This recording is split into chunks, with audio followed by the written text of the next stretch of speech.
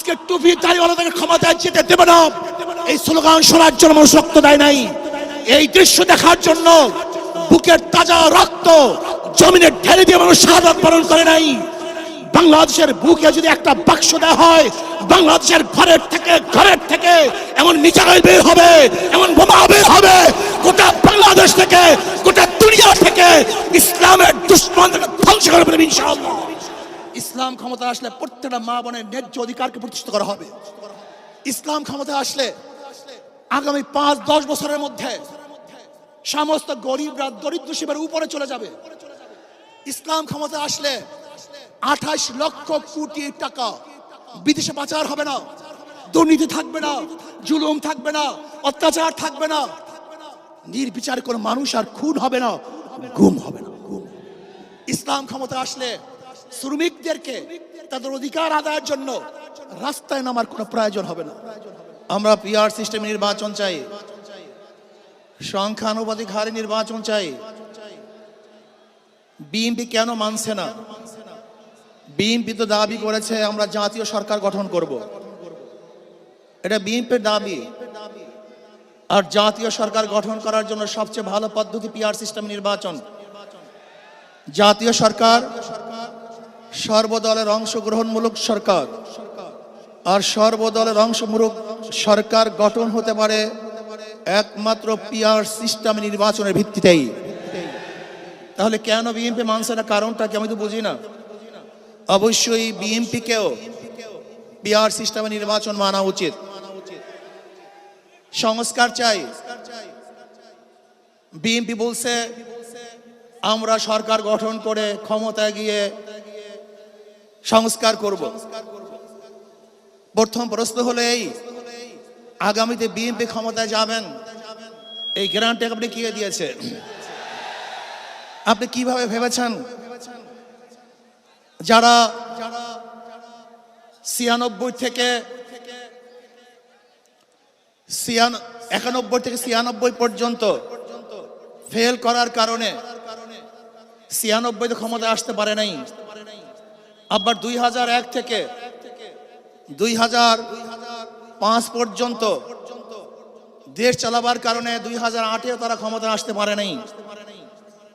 2001-এ BNP ইশতেহার ঘোষণা করেছিল, সেই ইশতেহারের মধ্যে 10%ও বিএনপি বাস্তবায়ন করতে পারে নাই। এমনকি 2001-এর বিএনপির ইশতেহারের 1 নম্বর শর্ত তারা পালন করতে পারে নাই। আমি বিশ্বাস করি আগামীতে ক্ষমতায় কে যাবে না যাবে আমি জানি না, কিন্তু বাংলাদেশের জনগণ কোন দুর্নীতিবাজ, চাঁদাবাজ, দখলবাজ, খুনিদেরকে আর ক্ষমতায় নিবে না। বাংলাদেশের জনগণ রক্ত দিয়েছে, জীবন দিয়েছে বাংলাদেশে চাঁদাবাজি করার জন্য নয়, খুন করার জন্য নয়, দেশকে দখল করার জন্য নয়, দুর্নীতি করার জন্য মানুষ রক্ত দেয়, জীবন দেয়। বাংলাদেশের মানুষ জীবন দিয়েছিল, মানুষ মুক্তি পাবে, শান্তি পাবে। আমার গরিব দুঃখী মানুষ ক্ষুধার্ত থাকবে না, বাংলাদেশের একজন মানুষ খোলা আকাশের নিচে থাকবে না, বাংলাদেশের একজন গরিব বস্ত্রহীন থাকবে না, আমার বাংলাদেশের কোন মানুষ গুম হবে না, খুন হবে না, বাংলাদেশের কোন ব্যবসায়ীকে চাঁদা দিতে হবে না, বাংলাদেশের প্রত্যেক নাগরিক অধিকার বাস্তবায়ন হবে, তারা শান্তিতে বসবাস করতে পারবে, নির্বিঘ্নে ঘুমাতে পারবে, আমার মা বোনরা ইজ্জত দিয়ে রাস্তায় চলাফেরা করতে পারবে। বাংলাদেশের মসজিদ থাকবে, মাদ্রাসা থাকবে, দাড়ি থাকবে, টুপি থাকবে, দাড়ির উপরে কেউ আক্রমণ করতে পারবে না, টুপিকে ছিনিয়ে কেউ নিতে পারবে না, ইসলামের বাইরে কেউ আইন পাস করতে পারবে না। এর জন্য জীবন দিয়েছিল, রক্ত দিয়েছিল। দ্বিতীয়বার দাড়ি টানবে, এই দৃশ্য দেখার জন্য মানুষ রক্ত দেয় নাই। মৌলবাদীর বিরুদ্ধে আঙ্গুল তুলবে, মোল্লা বলে গালি দিবে, আজকে টুপি দাড়িওয়ালাদের ক্ষমতায় যেতে দেবে না, এই স্লোগান শোনার জন্য মানুষ রক্ত দেয় নাই। এই দৃশ্য দেখার জন্য বুকের তাজা রক্ত জমিনে ঢেলে দিয়ে মানুষ শাহাদাত বরণ করে নাই, বরং বাংলাদেশের মানুষ শাহাদাত বরণ করেছিল এই জাতিকে মুক্তি দেওয়ার জন্য, কোরআন ও সুন্নাহর আইন বাস্তবায়ন করার জন্য। বাংলাদেশের মানুষ ওই ভারতের গোলামি করার জন্য রক্ত দেয় নাই। বাংলাদেশের মানুষ ভারত আমাদের দেশে কর্তৃত্ব নেতৃত্ব করবে, আমেরিকা আমাদের দেশে কর্তৃত্ব নেতৃত্ব করবে। এর জন্য বাংলাদেশের মানুষ জীবন দেয় না, রক্ত দেয় নাই। বাংলাদেশের মানুষ সাধন, তারা নিজেরা আইন প্রণয়ন করবে, নিজেরা সংসদ পরিচালিত করবে, তারা নিজেদের পায়ে দাঁড়াবে। বাংলাদেশের মানুষ জীবন দিতে পারে, কিন্তু কার গোলামি করতে পারে না। প্রিয় ভাইরা আমার, আমি বিশ্বাস করি আজকে মঞ্চে যারা আছেন, যদি আমরা মুনাফিকি না করি, মঞ্চে যারা আছেন যদি মুনাফিকি না করি, মুখের এবং কাজের কথা যদি একসাথে থাকেন, মুখের সাথে কাজের যদি মিল থাকেন, আমি এই লক্ষ জনতার সামনে কসম করে বলতে পারি আগামীতে ক্ষমতায় যাবে ইসলাম, ক্ষমতায় যাবে ইসলাম, কোনো সন্দেহ নাই।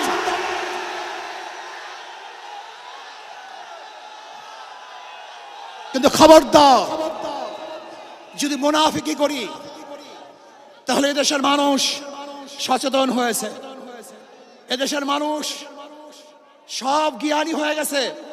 বিশ্বাস করবেন না, একজন রিকশাওয়ালা, ঠেলাওয়ালা, কুলি মজদুরের বক্তব্য শুনলে আমরা আশ্চর্য হয়ে যাই বাংলাদেশের মানুষ কত সচেতন, তারা কত সচেতন হয়েছে। যদি আমরা মুনাফিকি না করি, যদি আমরা ঐক্যবদ্ধ থাকি, বাংলাদেশে একটা বাক্স ইসলামের নামে দিতে পারি। যেরকম আমেরিকা এবং ওই জারস ইসরায়েল ইরানের আক্রমণকারী ভেবেছিল মুহূর্তের মধ্যে নিচ্ছিন্ন করে দিবে, কিন্তু আক্রমণ করার পর দেখেছে ইরানের গুহার থেকে কোথার থেকে বোম মিজাইল চলে আসছে। আমেরিকা এবং ইসরায়েল যেরকম অনুভব করতে পারে নাই, বাংলাদেশের বুকে যদি একটা বাক্স দেওয়া হয়, বাংলাদেশের ঘরের থেকে এমন মিসাইল বের হবে, এমন বোমা বের হবে, গোটা বাংলাদেশ থেকে, গোটা দুনিয়া থেকে ইসলামের দুশমনদের ধ্বংস করে ফেলবে ইনশাআল্লাহ। ঐক্য হন, মুনাফিকি করবেন না, একসাথ হন, ঐক্যবদ্ধ হন। এইটা আমার মেসেজ থাকবে। যদি ঐক্যবদ্ধ ভাবে ক্ষমতার লোভকে সংবরণ করে, আমি ক্ষমতায় যেতে চাই না, ইসলামকে ক্ষমতায় নিতে চাই। আমি ক্ষমতায় যাইতে চাই না, কোরআন ও সুন্নাহকে ক্ষমতায় নিতে চাই। যদি আদর্শ লালন করেন, এই নীতি আদর্শ যদি গ্রহণ করেন, ইনশাআল্লাহ নাসরুম মিনাল্লাহি ফাতহুন করিব অবাশশিরিস সাবিরিন। সেই দিন আসতেছে, আমি দেখতেছি, মনে হয় আমার চোখের সামনে আমি দেখতেছি ওই সংসদের মধ্যে কলেমার কথা হবে, কোরআন ও সুন্নাহর কথা হবে, লা ইলাহা ইল্লাল্লাহ উচ্চারিত হবে। গোটা বাংলাদেশের মানুষ শান্তিতে বসবাস করতে পারবে, জুলুম থাকবে না, অত্যাচার থাকবে না, অবিচার থাকবে না। প্রত্যেকটা মানুষের প্রাপ্তি তাদের ঘরে ঘরে পৌঁছানো হবে। আজকে আমার মা বোনেরা মনে করছে ইসলাম ক্ষমতা আসলে আমাদের অবস্থাটা কি হবে। ইসলাম ক্ষমতা আসলে প্রত্যেকটা মা বোনের ন্যায্য অধিকারকে প্রতিষ্ঠিত করা হবে। ইসলাম ক্ষমতা আসলে আগামী 5-10 বছরের মধ্যে সমস্ত গরিবরা দরিদ্র সীমার উপরে চলে যাবে। ইসলাম ক্ষমতা আসলে 28 লক্ষ কোটি টাকা বিদেশে পাচার হবে না, দুর্নীতি থাকবে না, জুলুম থাকবে না, অত্যাচার থাকবে না, নির্বিচারে কোনো মানুষ আর খুন হবে না, গুম হবে না। ইসলাম ক্ষমতা আসলে শ্রমিকদেরকে তাদের অধিকার আদায়ের জন্য রাস্তায় নামার কোনো প্রয়োজন হবে না। ইসলাম ক্ষমতা আসলে কৃষক, শ্রমিক, মজদুররা তাদের অধিকারকে প্রতিষ্ঠিত করার জন্য ইসলামী সরকার তাদেরকে নিয়ে কমিটি গঠন করে তাদের প্রাপ্তি তাদের কাছে পৌঁছায় দেবে। আসুন ইসলামী হুকুমাত কায়েম করার জন্য আমরা চেষ্টা করব। আজকে আমাদের এই জনসভায় যশোর থেকে আমার কিছু ভাই আসার সময় তারা অ্যাক্সিডেন্ট হয়ে শাহাদাত বরণ করেছে। আল্লাহ তাদেরকে জান্নাতুল ফেরদাউস দান করেন। আমার অনেক ভাইয়েরা আহত অবস্থায় আছে, আল্লাহ পাক তাদেরকে সুস্থ করে দেন। আসুন আজকে জনসমুদ্রে আমরা আসছি, আমাদের টাকা নাই, পয়সা নাই, নিজের পয়সা দিয়ে এসছি, নিজের খানা খেয়েছি। এই জাতিকে, এই দলকে, এই কাফেলাকে গোটা দুনিয়ার কোনো প্রশক্তি পরাজয় করতে পারবে না, থামিয়ে রাখতে পারবে না। অবশ্যই ইনশাআল্লাহ আমরা বিজয় হব। আল্লাহ আমাকে এবং সবাইকে ইসলাম হুকুমাত কায়েম করার তৌফিক দান করেন। আমা আলাইনা ইল্লাল বালাগ। আসসালামু আলাইকুম ওয়া রাহমাতুল্লাহ।